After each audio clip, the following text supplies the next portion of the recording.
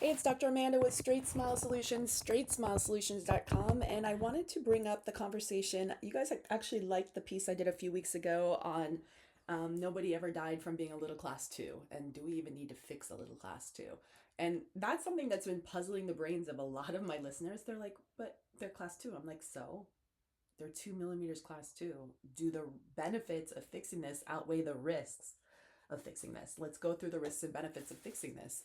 And once we did, they kind of got it right. So this is actually based on research, this conversation. Nothing wrong with a little class two. Maybe you should leave a little class two. So let's talk about the research behind it. And ultimately, it really comes up to you and the patient. Functionally, this is one of the few malocclusions that's not going to necessarily get worse, and it's not necessarily bad to leave it. And that's okay. You should tell your patient that. A class three, completely different story. Anterior crossbite, different story. Posterior crossbite, different story, unless it's complete. Um, open bites, bad. Yeah, really bad. Deep bites, if it's causing wear and fremitus on the opposing arch, yeah, that's a problem. But a little class two, div two, not a problem. So, okay. So this is based on Richard Riedel and also Robert Ricketts. So lots of R's. RR and RR. If your last name and first name is R, you might be into class 2 div 2.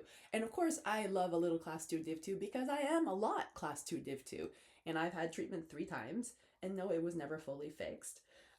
Yes, they did make my incisors a bit retroclined, or they left them, but only because I started when I was post-pubertal. So what are you going to expect? You're not going to be able to fix it. But it's funny because people like my smile. So why do I want to fix it? I always get great feedback. I'm like, well, it's class 2 div 2, but okay, if you like it, great. And I used to get teased in residency. They're like, oh, you left your teeth class 2 div 2. I was like, dude, it wasn't going to fix. So, all right. Anyways, I have no roots left on my top teeth anyways from all the attempts.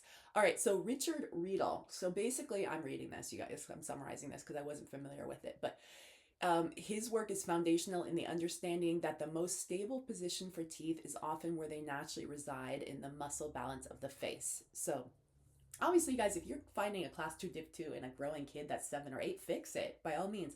But if you're finding it in a 17, 18, 20-year-old, you might not want to fix it is what we're getting at. So Richard Riedel was saying that correcting that deep overbite and the retroclined incisors often leads to high relapse rates. Yes, because the surrounding musculature and the mentalis muscle and tight lip pushes them back. Yeah, that's my muscles are extremely strong. Like my lips, that sounds awful.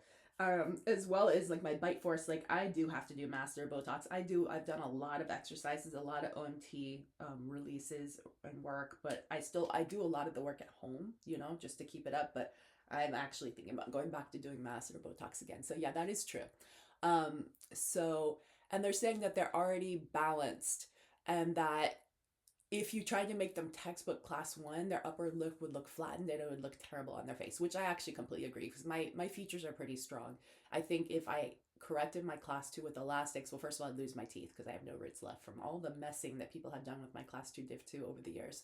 But yeah, I think my profile would look terrible if I messed with it. That's why I didn't mess with it. The other RR is Robert Ricketts. I'm sure you guys have all heard of Ricketts. He's very popular. The bioprogressive aesthetic.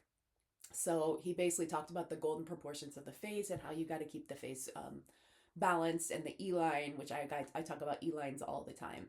And he says that for the shape of the face for a class 2 div 2, fixing the class 2 portion of the class 2 div 2 would make it look bad. As well as most div 2 patients have a strong, well-developed chin, which, it's kind of like, in class 2 div 2, it's kind of like a redundancy because you actually don't have the jaw, but you do have the chin, right? So if you fixed it, then you'd have more of a chin, right? So it's very a celebrity style jawline. It's actually very popular. It is the most common when people go to Korea or whatever to get their jaws restructured. They want to get the class 2 div 2 look. It's very youthful. So no, I'm not fixing my class 2 div 2, and no, I don't generally want to fix a lot of adult class 2 bites. It just, especially in females, it just doesn't look good. And even in males, it doesn't look good either. So, all right, thanks.